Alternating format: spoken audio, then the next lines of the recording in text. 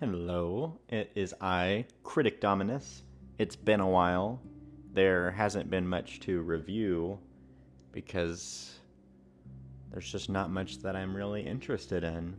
If there's something you really want me to review, let me know, but this honestly I wasn't interested in either, but I'm just gonna jump right into it. Star Wars movies deserve better, and that's what I think. So I saw The Mandalorian and Grogu, and honestly, it's fine. That's the review. Okay, bye. No, but seriously, I basically had my score figured out before the movie was even over. For me, it's a 6 out of 10, but I want to be fair. If you loved Mandalorian Season 1, if all you wanted was Mando doing cool armor guy stuff, Grogu being adorable, fun action, and a low-stakes Star Wars comfort food adventure, this might actually be an 8 out of 10 for you. I could absolutely see that being the case for those people. I'm not saying this movie is offensively bad, because it's not. It's cute, it's watchable, it's competent, it is very much what it looks like in all the trailers. And that is kind of my problem, because I walked out thinking, yeah, that was fine. And then 2 seconds after that thought, I never want to see that again. That's not where I want to be with a Star Wars movie. That's where I want to be with a random streaming episode I watched while eating a chicken nugget. Star Wars movies should feel epic. They should feel mythic. They should feel like events. They should feel like something had to be on the big screen. This felt like a polished Disney Plus episode that escaped into a theater. And honestly, the movie tells on itself immediately. It does have opening text, to be fair. That's kind of what all the non-episodic films have been doing. It briefly tells us, this is after Return of the Jedi. Grogu is Mando's apprentice, and they are hunting Imperial remnants as hired guns for the fledgling New Republic. So yes, technically there is an opening text, but it is so basic. No true crawl, no big Star Wars movie ritual, no sense of the galaxy far, far away is back on the big screen after 7 years. And then the movie opens exactly like an episode of The Mandalorian. Same TV theme, same title card, no big Star Wars title presence, no 20th Century Fox fanfare at the beginning, no huge theatrical identity, and yes, I know Disney owns Fox now, and Disney has used that fanfare for Star Wars films before because it is iconic to Star Wars movies. But here? No. It feels like I accidentally clicked on the next episode on Disney+. They play the Mando theme, flash the Mando title card, and then fade in the and Grogu part like this is just episode 9 of season 3. And then the episode starts. Excuse me, the movie starts. Then after the opening action scene, we get a flight back to base, some slow walking, scenic views, and opening credits rolling across the screen. Which is very Jon Favreau. That feels like the classic Favreau move. Put you in the story, give you a big opening moment, wind you down with some music and the names on the screen, then continue the plot. And that's fine for Iron Man. That's fine for Elf. That's fine for a streaming TV special. But for the grand return of Star Wars to theaters after 7 years, that is my issue. Also, did we forget that George Lucas got himself thrown out of the Directors Guild for Empire Strikes Back because he refused to put credits at the beginning of the movie? That's the whole reason he had to direct the prequels himself. It's like Dave and John don't even remember what makes Lucas's films Lucas's films. That's like one of the most obvious basic things. This is literally the first Star Wars movie to have credits at the beginning. It just feels so un-Star Wars. It makes it feel even more like a TV special. It makes it feel even more like the holiday special. Okay, it's not that bad, but it's something. It's not a movie. I don't think it's a movie. Also, why was this the movie Star Wars chose to make first? After 7 years without a theatrical Star Wars movie, this is the grand return? This? A polished side quest? I don't want to be too cynical, but it feels like the same problem they created when they brought Grogu back immediately after Season 2. They undercut the emotional ending of Mando Season 2. They derailed the Book of Boba Fett by turning it into Mandalorian Season 2.5. And now it feels like they sacrificed Mandalorian Season 4 to turn it into a movie. Although honestly, if this exact story had been stretched across 8 episodes, I would be even more annoyed right now. Because the problem is not just that it feels like TV. The problem is that it feels like weirdly pointless TV. Spoiler alert, spoiler alert, spoiler alert. The movie sets up the Imperial Remnant like they are going to be the main threat, but Mando catches the Imperial guy about a third of the way through the film. Then he double crosses the Hutts to do it. So the Hutts put a bounty on him, and suddenly the movie becomes this long side quest that technically has big pieces on the board, but they never really feel important. Yes, seeing the Hutt homeworld in live action is interesting. Yes, the weird KX security droid heads on the BX battle droid bodies are visually kind of cool. That is a fun little, hey nerds, look at this detail. But after a while, it started feeling like a bunch of random Star Wars pieces slapped together to make fans think they were getting something bigger than they actually were. And didn't we fight those droids in Star Wars Jedi Survivor? So those weren't even like original droids for this movie. Hutt Homeworld, Clone Wars Bounty Hunter, Imperial Remnant, Grogu Pilot Mission, cute Anzellans, droid kit bashes, live action lore. And yet somehow, emotionally, I still walked away thinking, that was it? There is no big shocking moment that will stick with me. The trailers show you the whole movie. No major character turns. No mythic Star Wars feeling. No unforgettable image. No, I can't believe they did that moment. It is just cute, low-stakes content with enough spectacle to look like a movie, but not enough weight to feel like one. And that is probably why I would not be shocked if this underperforms. Maybe Mando Season 3 and the Book of Boba Fett already damaged the brand too much. Maybe even at the height of the Grogu craze, this still would have felt too small. But in my mind, if they wanted a Grogu movie to actually feel like a theatrical event, it needed to come out right after Mando Season 2. And it probably needed to be about Grogu and Luke's Jedi Order. That is the version where general audiences might go, oh, this matters. Instead, this feels like a movie made after the moment already passed. A movie trying to cash in on a craze after the emotional peak of that craze was already undone by Disney Plus homework. And honestly, one of the craziest things about this movie is that it was directed by Jon Favreau. That is what keeps bothering me. This is the guy who made Iron Man. This is the guy who made Elf. This is not some random Disney Plus assembly line director. Jon Favreau has made movies with real charm, personality, humor, characters people remember. And that makes this feel even stranger, because The Mandalorian and Grogu has almost no imagination. No real wonder, no great new characters, no great humor, no big visual idea that made me go, oh, that's why this had to be a movie. It is technically polished, but bland. No memorable new aliens, no memorable new ships. A lot of enemies are technically new to live action, but they are immediately recognizable as things from the Jedi video games or older Star Wars material. And look, I like fan service when it actually serves something, but this felt less like artistry and more like someone dumping Star Wars assets onto the table. Somehow none of it ends up feeling magical. This might be the first Star Wars movie where I felt like there was almost no attempt at any real artistry. It felt like the TV show. It looked like the TV show. It moved like the TV show. Even if it technically was not shot on the volume, that's the problem. This felt like a content machine. And this is where I'm going to say something that might sound insane. I will never love The Last Jedi. I will never love The Rise of Skywalker. Never. Ever, ever, ever The Rise of Skywalker. Those movies have the deepest problems for me. But at least they felt like movies. They weren't the most creative movies, but there was at least an attempt at something. The Mandalorian and Grogu was so visibly bland. Everything about that movie is just awful. At least the Disney sequels had moments where you could tell somebody was trying to make actual cinema, even if I hated basically every decision that they made with the films. It does not feel like a bold swing that missed. It does not feel like a messy disaster with ambition. It feels like a filler arc. A polished filler arc. A cute filler arc. A filler arc with money. Nothing new to say, nothing new to do, no big artistic identity, no real sense of wonder, just content. By the end of this movie, the 1,000-year reign of the Hutt crime family is essentially ended. Hardcore Star Wars fans should care. This should feel like it mattered. That is one of the oldest, most iconic criminal power structures in the galaxy getting wiped off the board. But the movie itself is so small feeling that I don't think 99% of normal audience members are going to walk out thinking, wow, the galactic underworld just changed forever. They're probably going to walk out thinking, Grogu was cute at least.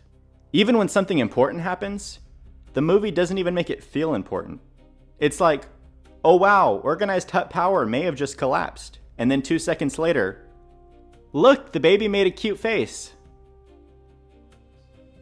That little green baby has probably paid for several Disney executives' summer homes.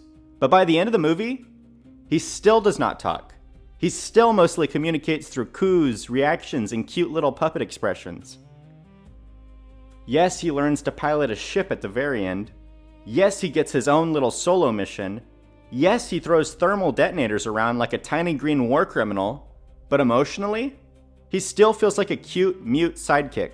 The movie uses cuteness as character development, and the weakest part of the movie for me is easily the stretch where Mando gets poisoned and Grogu has to protect him. That sounds like it could be dramatic. Mando is vulnerable. Grogu has to step up. The apprentice has to protect the master. That could be a good idea, but because Grogu still cannot talk, what should be a tense character section turns into what felt like 30 minutes of music, cooing, puppet reactions, and Grogu wandering around trying to keep Mando alive. I literally was fighting for my life trying not to fall asleep during this section. It was so boring. It was so boring.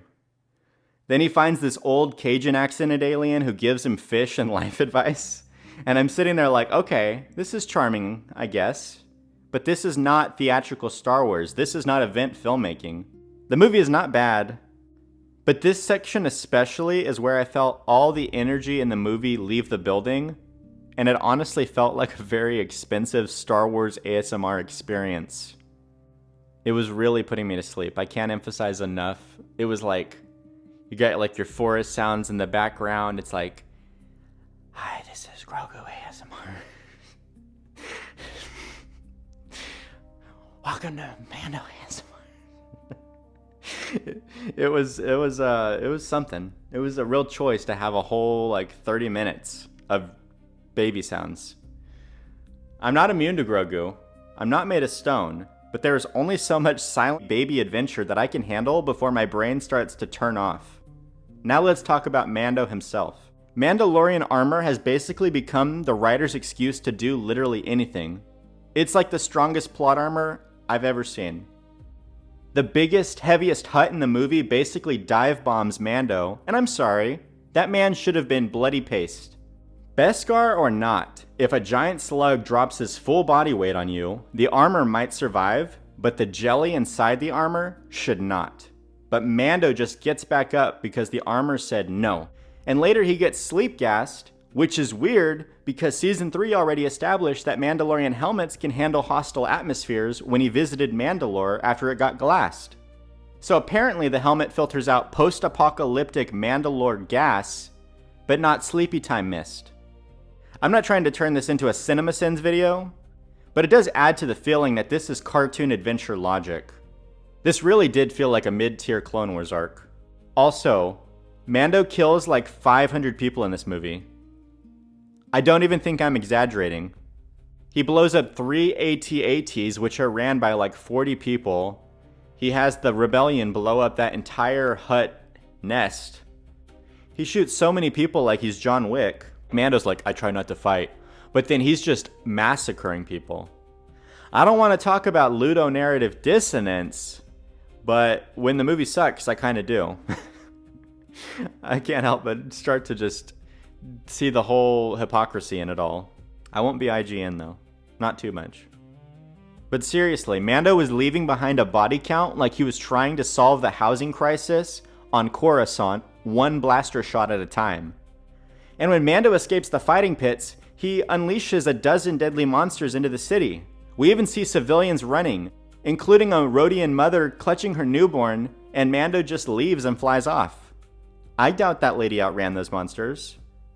Mando doesn't try to stop the monsters. He doesn't try to save innocent people. He doesn't even turn and look back like, wow, I may have just turned this city into a kaiju buffet. At a certain point, I was not just watching Mando be cool. I was watching Mando create a humanitarian crisis and then fly away with the baby. Then there's the villain situation. Technically, the main villains are the Hutts, but the actual physical threat is Embo from the Clone Wars. And of course, he is voiced by Dave Filoni himself. I like the concept of Embo, cool bounty hunter design, fun Clone Wars deep cut, but in this movie, he gets no backstory, he barely talks. The only line that I can clearly remember is him calling his dog away from trying to eat the Cajun guy's fish. That is my most vivid memory of the main physical villain. He tells his dog to stop trying to eat some fish. I'm putting my hands up. Cinema. Also, he is fully CGI. And honestly, I thought it looked terrible. It was so obvious that it was CGI. They couldn't get someone like Doug Jones to stand in and then like CGI over it. I didn't even feel like they had a practical actor behind the scenes. I felt like Brendan Wayne, I think his name is, was probably just fighting air behind the scenes too. It just didn't feel like there was anything real to that performance of Embo. Then he survives at the end, so it kind of feels like Dave Filoni looked at the movie and went, "Don't worry guys, I saved my own character for later. I can come back."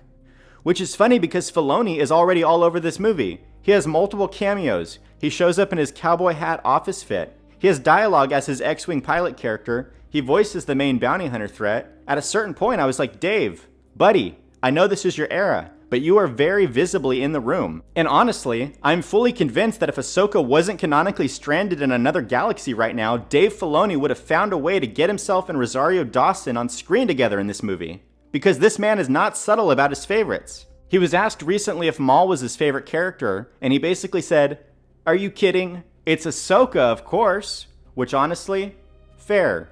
Ahsoka is great. I'm a little tired of Ahsoka now. I've gotten so much of her, but I loved her especially on the Clone Wars. But when Filoni has multiple cameos, dialogue as his X-Wing pilot character, voices the main bounty hunter threat, and saves that character for later, it starts to feel like the movie is one emergency Ahsoka cameo away from being a Dave Filoni victory lap. And then there's Rada the Hutt. I liked Rada as a character well enough. The idea that Jabba's son does not want to become Jabba is not a bad idea, but it also feels very familiar, very safe. Very child of villain does not want to be a villain too stereotype. And of course they had to show us live-action baby Rada too, because apparently Grogu and the cute Anzellans were not enough cute babies for one movie. In my theater, the cute stuff barely got a reaction. There were plenty of kids too. Some had pillows, some had blankets. Maybe they were sleeping the entire time. I honestly don't know. Then the movie ended, everyone left quietly, and the only reaction I really heard was an older woman sounding confused about what the point of the movie was. And honestly, same. Because then the movie just ends. Mando and Grogu basically walk off. Zeb and Rada go get a drink. Mando and Grogu presumably go back home, relax, and continue their lives. And it hit me. We're basically right back at the end of Mando Season 3 again after everything's done. Nothing's changed. They did a job. They survived. They helped some people. Grogu was cute. Mando was cool. Now they go home. This kind of storytelling worked in Mando Season 1 when every episode was this wandering gunslinger adventure where Mando would enter someone else's story, do his part, and then walk back out into his own life. But as a Star Wars movie, after 7 years without a theatrical film, that ending felt so small. No real stinger, no major villain revenge return teased, no big emotional shift, no sense that Mando and Grogu have changed forever because of this. Just, job well done, let's go home and probably never reference most of this again. And that is exactly why this felt like an episode of The Mandalorian to me. Not because it was terrible, because it was designed like another adventure of the week instead of a major movie event. And I want to be clear, I did not hate this movie. That is almost what bothers me more. It was not offensive. It was not incompetent. It was not some catastrophic disaster where I walked out angry. It was competent at being competent. It knew exactly how to be cute, safe, polished, low-stakes Star Wars content. Don't ask questions. Just consume product and then get excited for next products. And that is what disappoints me. Because this feels like the final form of Disney Star Wars becoming a literal content machine. Not myth, not cinema, not a grand return to the theaters. Content. Cute content, safe content, competent content. Slop for babies with a massive budget and just enough lore sprinkled in to make adult fans feel like they ate something good. And maybe that sounds harsh, but that is genuinely how it felt to me. This was not a Star Wars movie that I ever wanted to see. This is not a Star Wars movie that I would have ever asked for. But for what it was trying to be, it was fine. And that is the real tragedy of Darth Plagueis the Wise. Maybe this underperforms. Maybe it doesn't. Maybe families show up. Maybe Mando and Grogu still have enough goodwill. Maybe all the Season 1 Mandalorian fans come out and eat this slop up. I could absolutely be wrong. I'd genuinely be curious if Season 1 Mando fans really liked this movie. But my gut feeling is that this movie is going to have a hard time convincing general audiences that it needed to be a theatrical event. Because not bad is not enough anymore. Not for Star Wars. Not in theaters. Not after years of Disney Plus content making the franchise feel smaller and smaller. If Star Wars wants to be a movie franchise again, the movies need to feel like movies. They need myth, stakes, wonder, emotional weight. Scale beyond, here is a fun adventure with the characters you already like. And maybe that is enough for some people. Maybe some fans just want Mando and Grogu going on little adventures forever. And honestly, I'm happy for those fans. If you watched this and thought, that was exactly what I wanted, I am not here to take that away from you. I would not even argue with you if you gave it an 8. Because for that audience, I think it probably is an 8. But for me, it is a 6. A very clean 6. Not a rage 6. Not a this destroyed my childhood 6. Not a Kathleen Kennedy personally kicked my dog 6. Just a normal 6. A yeah, that was fine 6. I'd never see that again 6. This should have been bigger 6. And honestly, I think that's almost more depressing than if I actually hated this movie. Because hate means I at least felt something. This just kind of passed through me. Like a decent Clone Wars arc. Like a Disney Plus special. Like comfort food I forgot I ate 10 minutes later. And Star Wars should not feel like that. Star Wars films deserve better. They deserve to feel epic. They deserve to feel necessary. They deserve to feel like the galaxy is opening up again. This movie felt like the galaxy got folded into a cute little Grogu lunchbox. And hey, that lunchbox is adorable, but I came to the theater for a feast. So yeah, The Mandalorian and Grogu gets a 6 out of 10 for me. If you are the target audience, maybe it is an 8. But for me, it was fun, it was cute, it was fine. And Star Wars movies should be more than fine. Okay. Bye!